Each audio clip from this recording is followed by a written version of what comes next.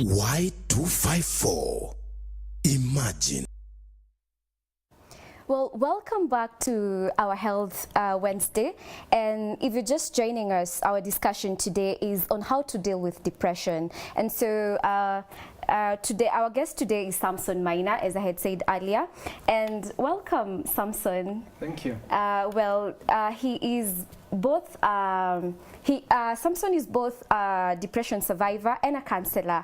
So, well, I would want you to tell us first of all how was you? Tell us briefly about your your story on depression. Good evening, viewers. My name is Meshack Samson Maina, and I am 32 years old now. I like saying that because my history with depression comes with years. Okay.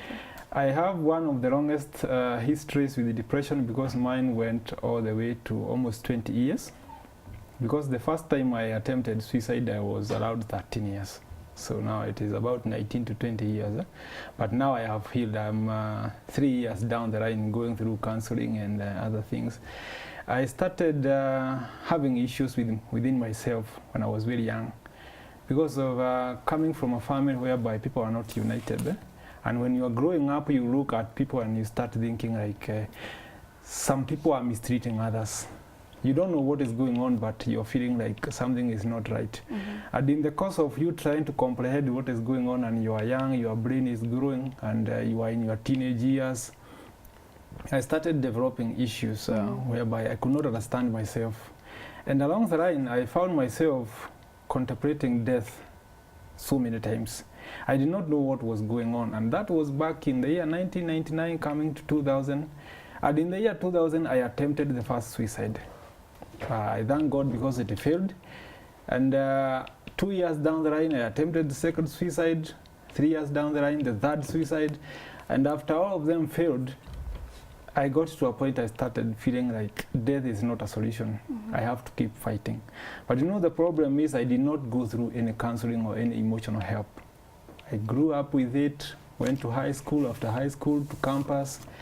I was in Kenyatta University doing Bachelor of Arts in Economics and Sociology, and within Sociology I did some counseling courses within there. I could not understand what was going on, but I knew something was seriously wrong with me. Mm-hmm. And after graduating, I tried getting jobs here and there. I could not keep a job because I was always frustrated. I felt like quitting every time. I got jobs in 3 companies, 2 banks and 1 insurance company. I could not keep a job, so I resigned and went back home.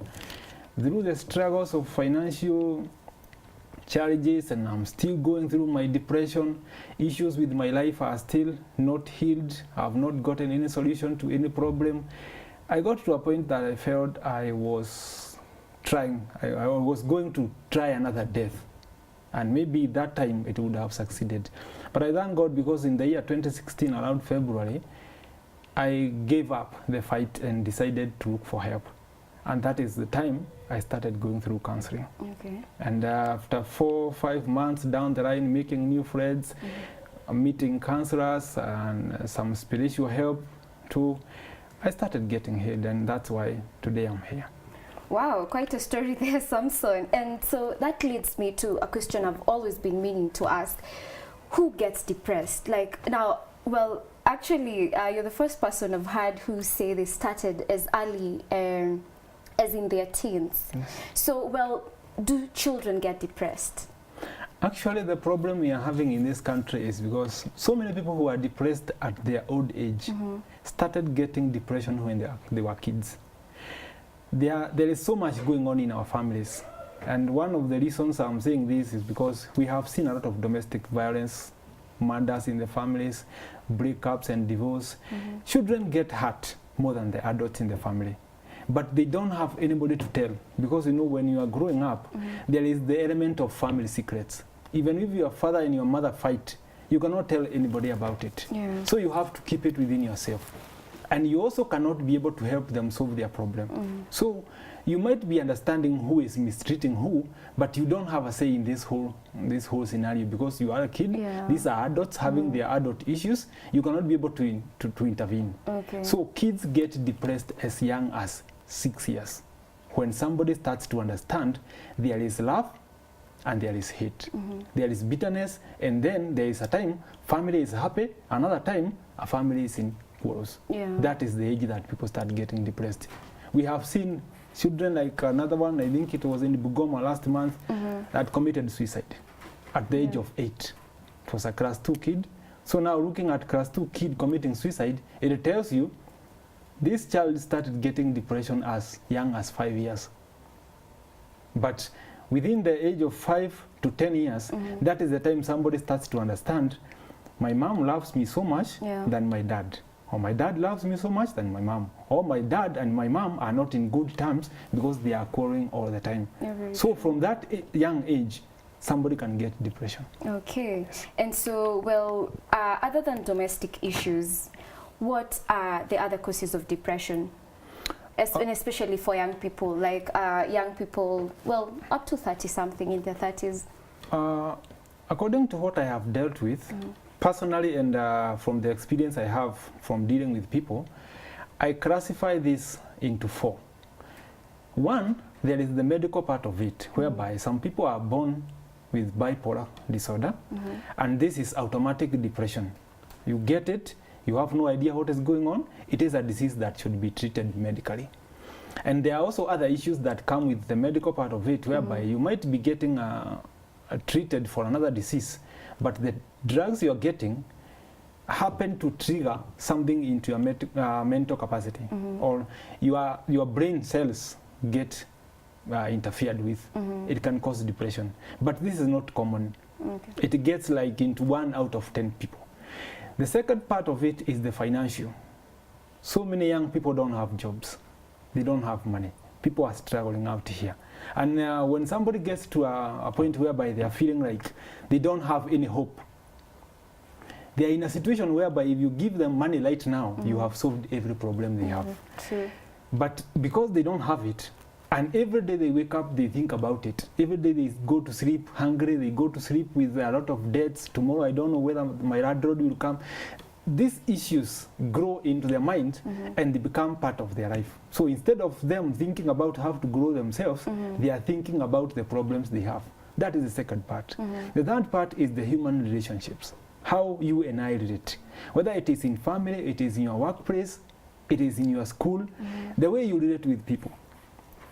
People can interfere with your life and try to make decisions for you, of which when you refuse to integrate what they are telling you into you, now you become part of the struggle.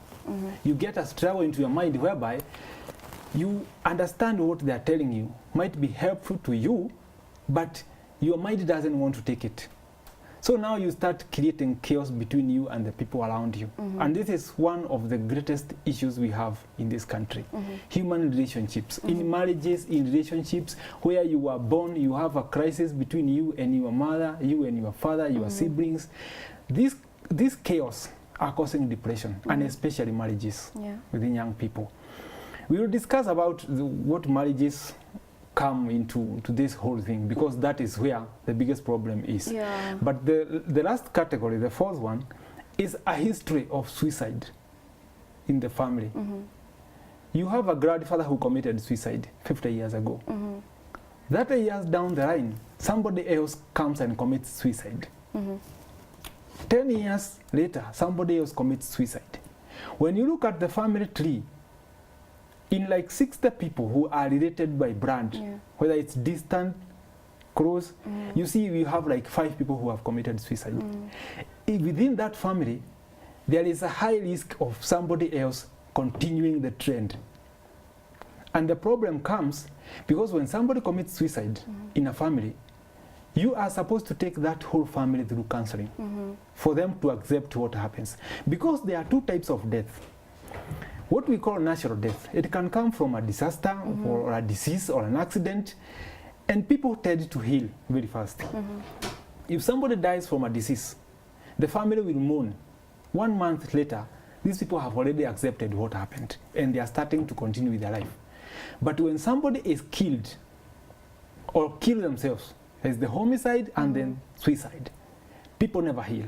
And in most cases, Not many people understand this element. People never heal from a death caused by murder or suicide. And that is why when you see somebody is brutally killed in a family, these people have to go through counseling. And that's why you see institutions like Kenya Red Cross, St. John Ambulance and others holding counseling sessions for people when we have terror attacks, when we have disasters that kill a lot of people, because these people have to be taken through the emotional healing part of it. And if you don't do it, or you do it and you don't do it correctly, you are going to mess up with these people.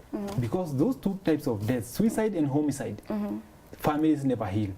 So you find that in the family tree, so many people have attempted suicide and some of them have succeeded.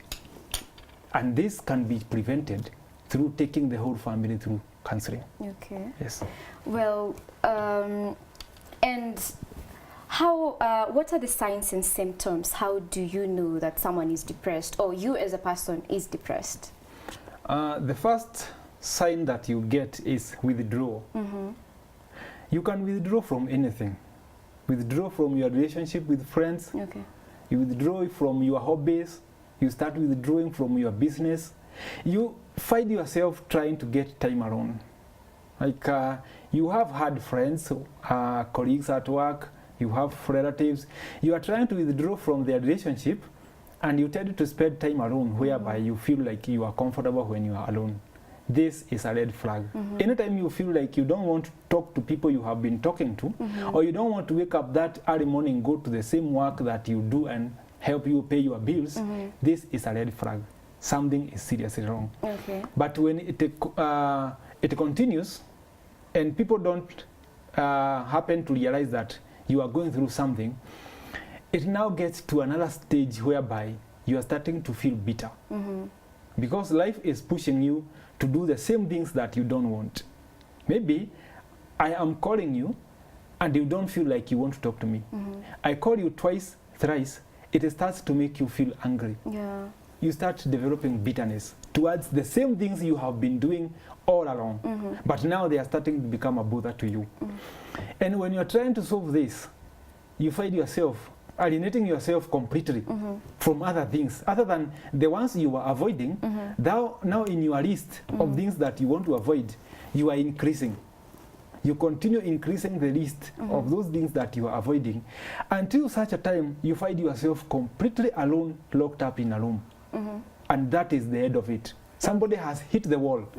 They are completely alone, and whatever is in their mind is how to end this whole scenario. Yeah. In depression, there are two exits. One of them is somebody goes through counseling and they heal. Second one is suicide. But when you are alone, you do not have a chance of getting through counseling. Yeah. Because you cannot even actually come out and say, I need counseling. Yeah, Actually, I've not seen anybody coming out boldly and saying, I need counseling. Yeah. Because when you are depressed, you actually don't know that you are depressed. Yeah. And well, Samson, in my circle, I might know a friend or two who went through depression. Well, at first it was so hard to understand what was happening to them. So what are the strategies? And also we didn't know how to treat the person. So what are the strategies to use when dealing with a person who has suffered depression? How should we, as people, people who want to help, how should we deal with them, and how should they deal with it at first, now when it first starts creeping in, or rather, can it be controlled in the first stages? Yeah, you can control depression if it is discovered early. Depression, to me, it's like mental cancer. Okay. It has stages. And so how do those people around the person, how should they treat the patient, the person who is infected, who is affected? When somebody is going through depression, the people around them tend to see some things that they don't understand. Because when I know you for 5-6 years, if you change one day, I should be able to know that today, this person is not behaving like yesterday. But now, the danger is when we see this, we tend to say that this human being has started changing. Maybe they have gotten something they don't want to engage us. or they have developed another mood, they don't want to be with us. Yeah. So we give them space. And this is the danger part of it. It is very dangerous to give somebody space when you do not understand exactly what is going on. Because they are not telling you they don't want to talk to you. They are just walking away. If you give them space, that is the time that you give depression a chance to grow. Yeah. So what you should do is keep talking to people around you. And if you notice something that is not working out right today and tomorrow, just try and talk about it. When I'm working with you or you are my relative, I should have that openness to ask you, do you feel like you have a problem? Or I saw you doing this. What exactly is going on? Somebody is obviously going to tell you, no, I am fine. Because that word fine is what depressed people use to define themselves and depend the condition they have. They'll tell you, no, I'm fine, I'm fine. It's just feeling tired, just not feeling like I want to do it. But when it comes tomorrow, the next day, this word fine starts to lose meaning. Because obviously somebody is going to say you're not fine. So if you come to me and tell me now, Samson, I think you're not fine. Because now, look, you did not do this. Maybe it's work. Look, you have not done this. See, this is what you did. It wasn't supposed to be like this. It was supposed to be the other way around. So please tell me what is going on. But you also have to be very technical. You don't go like you want to have a question answer session. Because when you try that, they will withdraw. They'll feel judged. They will start withdrawing. Well, also, I wanted to, aside from counseling, what else worked for you? Well, aside from counseling, are there other things that pushed you to get over the depression? And also, I know that you can also talk to us about your counseling journey, you as a counselor now. For me, it was a long journey, a very long history. Counseling was part of it, but it was not everything about the journey. Because now, as human beings, we also have some little part of religion in ourselves. The spiritual part of it is also very important. It doesn't matter which religion you believe in. It doesn't matter whatever you believe in. As far as you have a spiritual life, it is very important because spiritual life gives you hope. Counselors want to give you hope. So it doesn't matter where hope comes from, but you have to get hope from somewhere. And then you start making new friends. When you realize that you are going through depression, a counselor has already told you we need to engage because now this and this is happening. These are the signs of depression, and at this point we can certify this condition and classify it as depression. You're going to get guided. You need to make new friends. And also, whatever was pushing you to depression, you should learn away from it completely. It doesn't matter whatever it is, whether it was marriage, whether it was your job, whatever was pushing you to depression, first you have to run away from it. Whether you come to it back and try to use another approach, first you have to keep off from it. Well, Samson, let me ask my final question. Time is not on our side. If you got depressed once, maybe you've been depressed once, what are the chances that this depression can happen again? And also, as you talk on that, also make a brief statement on mental health awareness, on how important it is, and especially in our modern society today and for the youths. If you have a history with depression, you have had a phase in your life whereby you were depressed, you have another chance of getting depressed later in life if you do not treat the current situation correctly. And what I advise people is, whenever you realize you have depression and you go through counseling, you start healing and now you can understand what was going on. First, you have to solve whatever it was that was causing depression. Because if you don't solve it, you still have a chance of going back there. And then, come out and talk about it.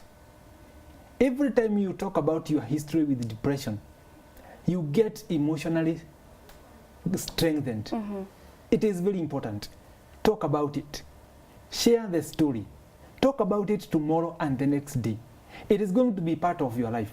You're going to feel comfortable talking about it and also reminding yourself, your inner self, whatever was causing depression, so that next time you can be very careful. Because being careful is the key word here. Whatever was pushing you to depression, do not go back there. And even if you are going back there, go back with a different strategy. Okay. You don't make the same mistakes. Then from there, try to engage people who have also gone through depression. That is why support groups are very important. Talk to people about what you went through and how you came out of it. Somebody else is going to listen to it and tell you part of their story. So whatever you think was very big that was causing depression to you, somebody else is going to tell you, I've gone through worse than this. And then from there, you get that inner strength that And next time, I'm not going to make the same mistakes. You've talked about support groups. Where can people access these support groups, or rather, where can they find them? Where can people going through depression find people who can help them? Now the support groups.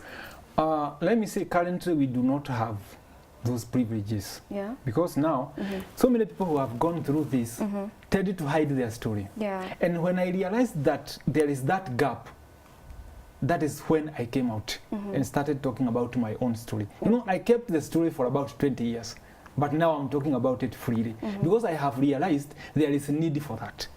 And I am in the process of creating these groups.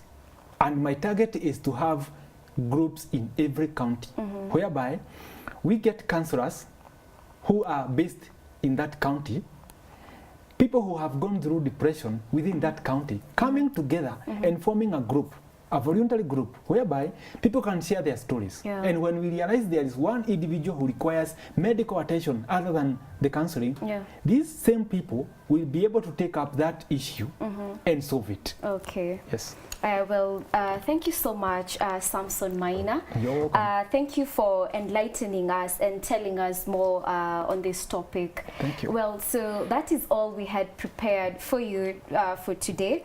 And so you back at home, if you know someone or you going through depression, Samson today has told us it is important to tell our stories. It is important to share to other people because you may never know who it might get to. So you can keep talking to us through our social media pages at Y254 channel. That is on Twitter, hashtag Y254news. And also you can talk to me through my social media page at Ngena_Lizzie, and we will talk more throughout the week. That's all we had for you. Have a lovely evening and have a lovely rest of the week. Thank you.